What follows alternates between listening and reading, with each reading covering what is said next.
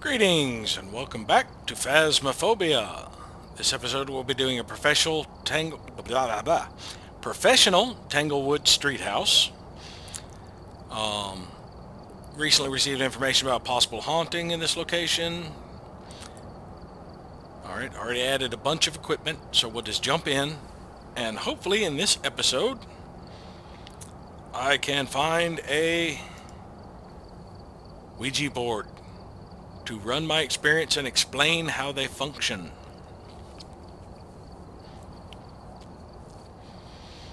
Don't really need a Ouija board on a house this small. Some people find them fun to play with. I mainly consider them a tool for locating the ghost. Get set up before investigating. And remember to check the whiteboard for help. I've got a report that suggests a possible ghost sighting. Alright, EMF, motion sensor, dirty water, type of ghost. Barbara Jackson responds to everyone. Breaker is in the garage.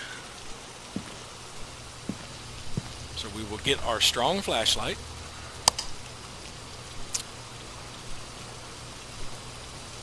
Our EMF reader. And a photo camera.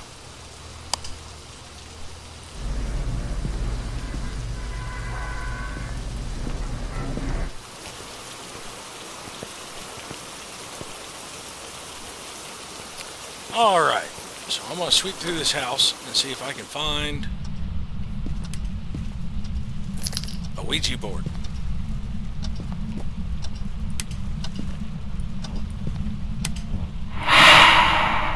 Seriously? Right off the bat? You're in here. That was quick.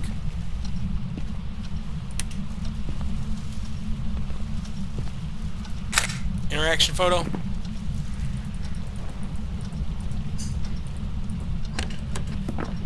Yep, you interacted with the door or two. You're stomping around. Turned off. Did I ever turn on this light? No. Alright, check the bathroom for bone or Ouija board. Nope. I'm considering how close the ghost is. Dirty water is a possibility in that bathroom. Alright, nothing there.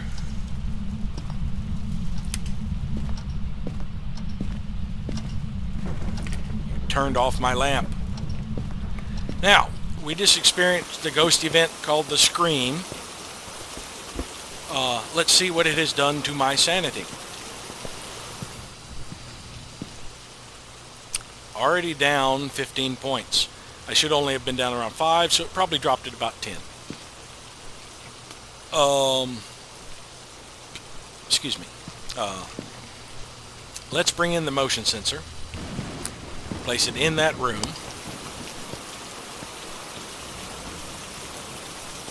I'm not even going to need a thermometer for this episode because freezing temperatures as a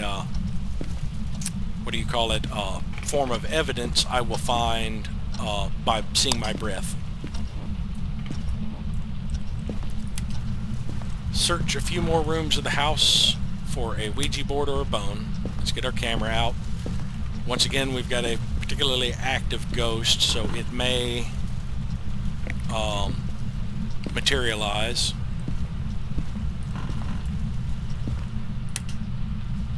Ouija board. Okay. I'm going to explain how these things work. But first, I have an experiment to run.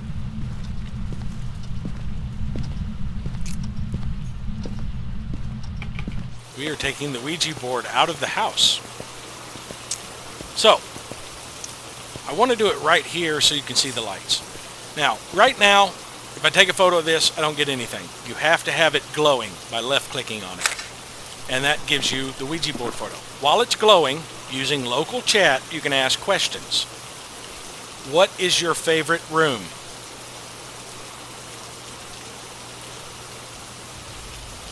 What is your favorite room? Where are you? how old are you? So apparently you have to be in the house to get any responses. So let's move inside and do this. Now, when I use the Ouija board, there is a 1 in 3 chance the lights will flicker and I will lose 40 sanity. What is your favorite room?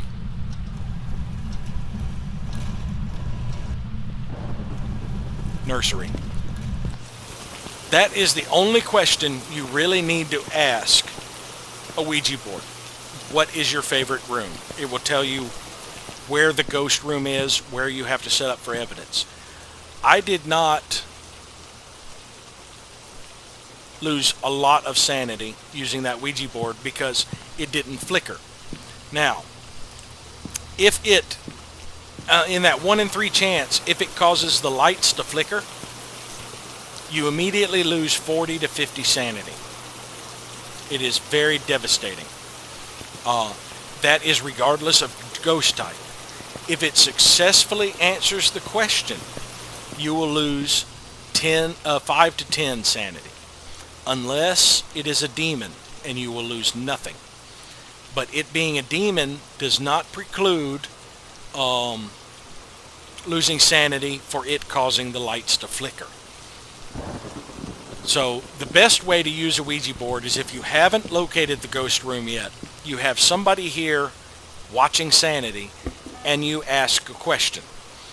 If you ask a question and get an answer, and your sanity does not move, it means it's a demon. If the lights flicker, you're going to lose 40 sanity minimum, regardless of whether it's a demon or not. But playing with a Ouija board, even successfully answered questions, unless it's a demon, will drain your sanity. There's really no real purpose to playing around with a Ouija board unless you want to drop your sanity to the point that you get hunts. The only other reason is if you find the Ouija board first in, say, asylum or high school, you can ask, what is your favorite room, and figure out where to put the evidence without having to sweep the entire building. It will help you narrow down the ghost location. What do I need to bring in?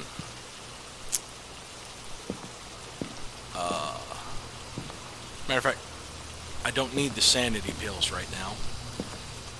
Let us bring in the book.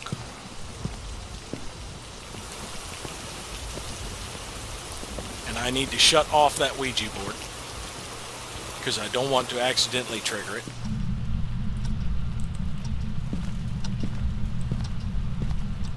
Here, have a book. Freezing temperatures.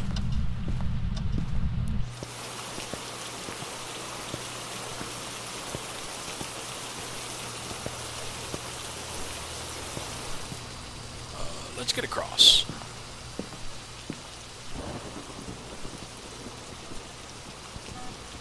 Freezing temperatures. That's what I needed to do. So currently we have freezing temperatures. Don't even need a thermometer. And we're going to throw a cross in the nursery.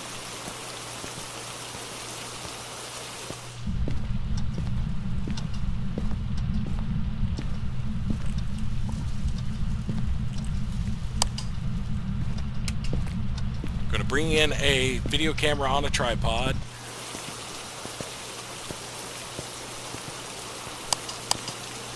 And then we will bring in the spirit box.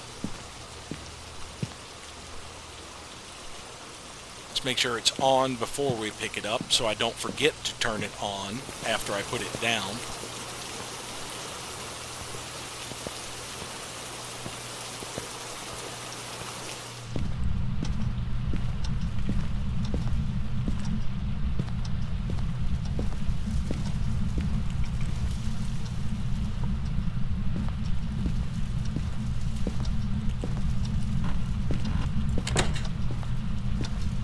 We can, actually, let's ditch the camera for now. I may miss a ghost photo, but so be it. This ghost is extremely active. I am going to bring in a lit candle,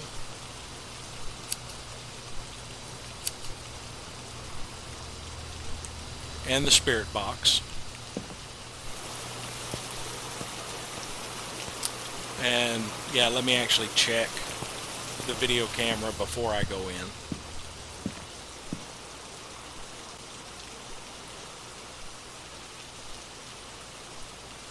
Got a nice view of the room.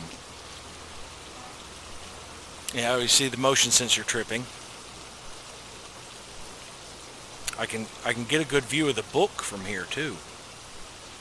See if it writes in the pages.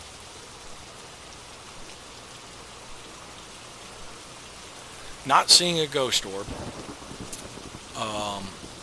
After I do the spirit box, I may bring in another video camera pointing the other way, rather than move that one, because I like the placement of that one.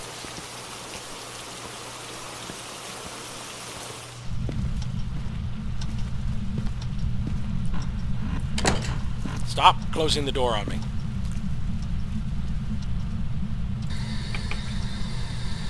Where are you? All of that bringing the candle in, and I didn't even make use of it. Alright, let's see. EMF signatures. It's a 2. A 3?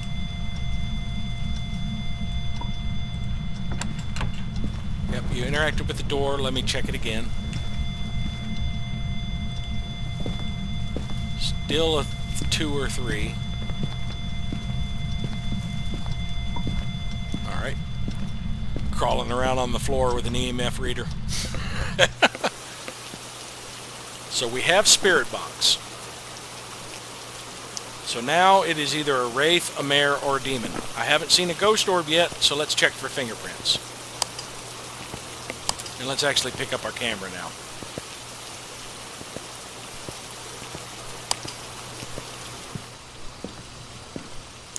But yeah, all of that of bringing in the camera, the candle, and I didn't put it down before I started trying to confirm the spirit box.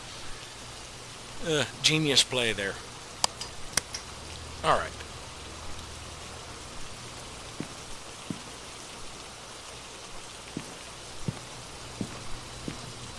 This is probably going to be a wraith. I haven't gotten any interaction on the ghost book or any orbs yet. Yep, it's a wraith. Now let's see, can I take this photo from this side now?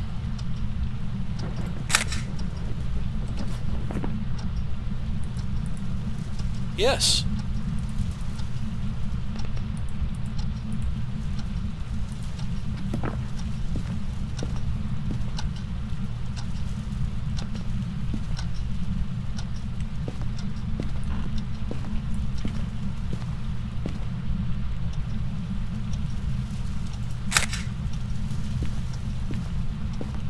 No window knocking yet? Okay. No longer need lights off. Did you mess with this door? No.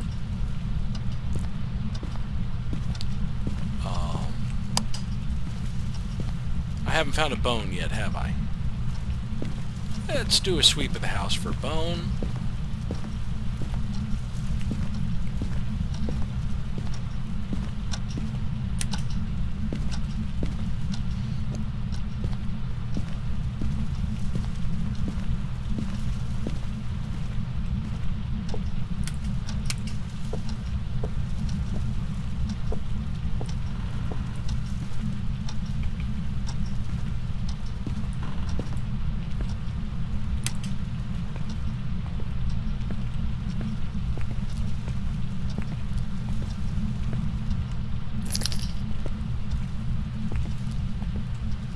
No.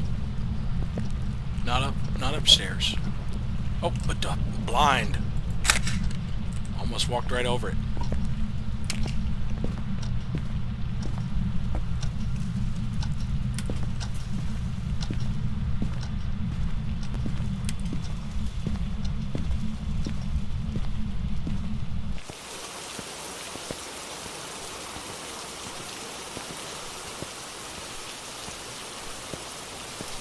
What is my sanity at? 90s. Alright, let's grab that. No, not that. That. No, not that. That. Thank you. Don't need the UV anymore. Let's grab the other camera. Actually, no. Let's grab the other crucifix and put it in the hole.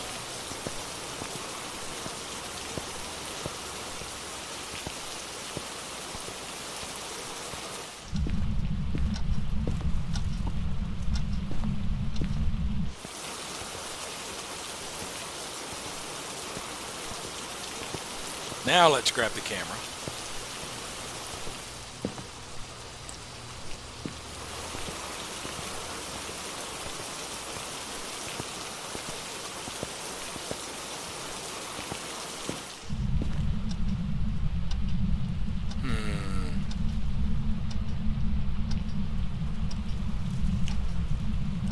Let's put the camera down for a second. Move this to the garage.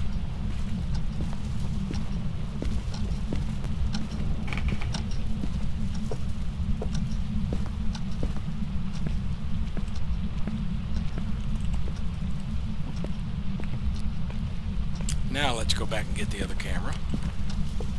Yes, yes, interacting with doors.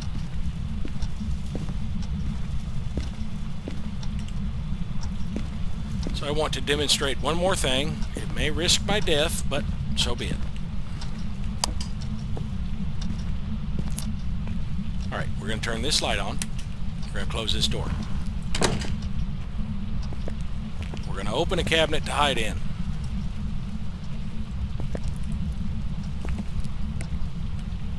Where are you?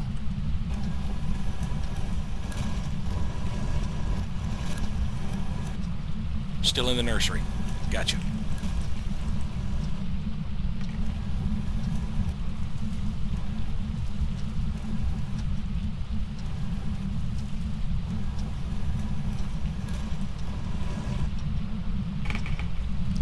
How old are you?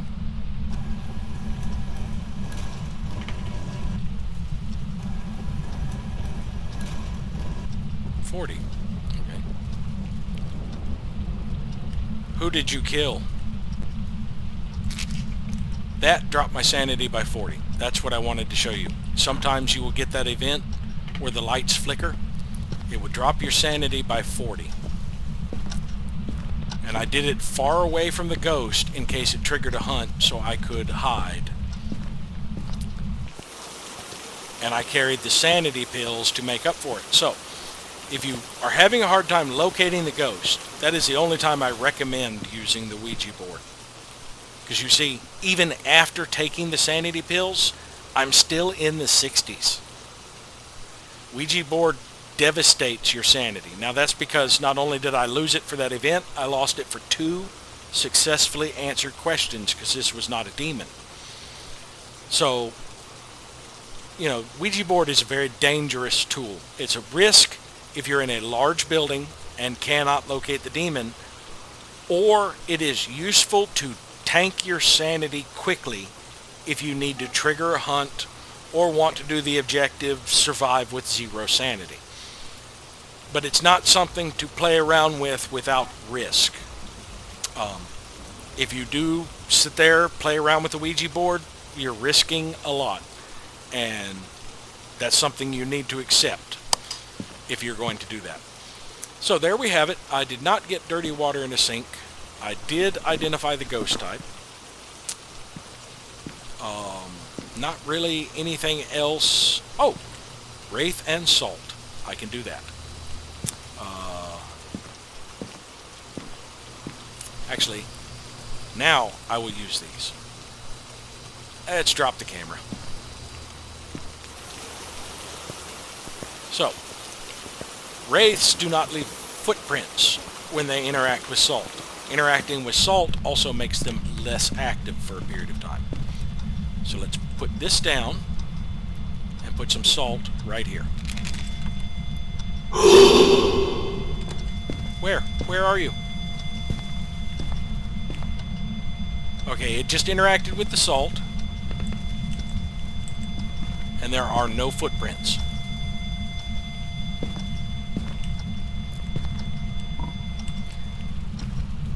But now that it has interacted with the salt, it's going to be less active for a time. It's not a guarantee. It can still remain highly active, but it is less likely to interact.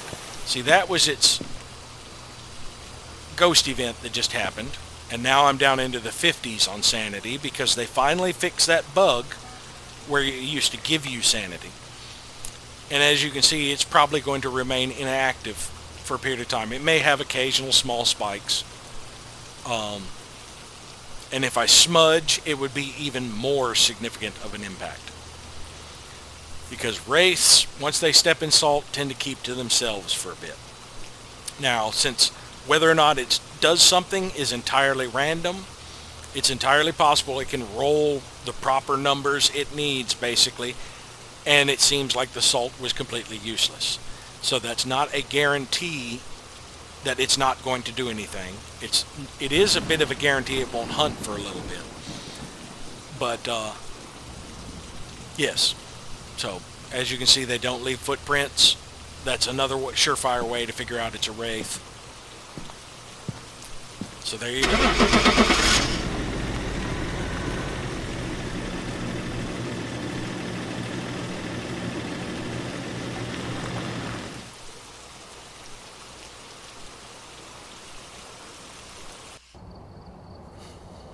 Welcome back. Like prepared. 25 in photos. 205 for that mission. Not bad.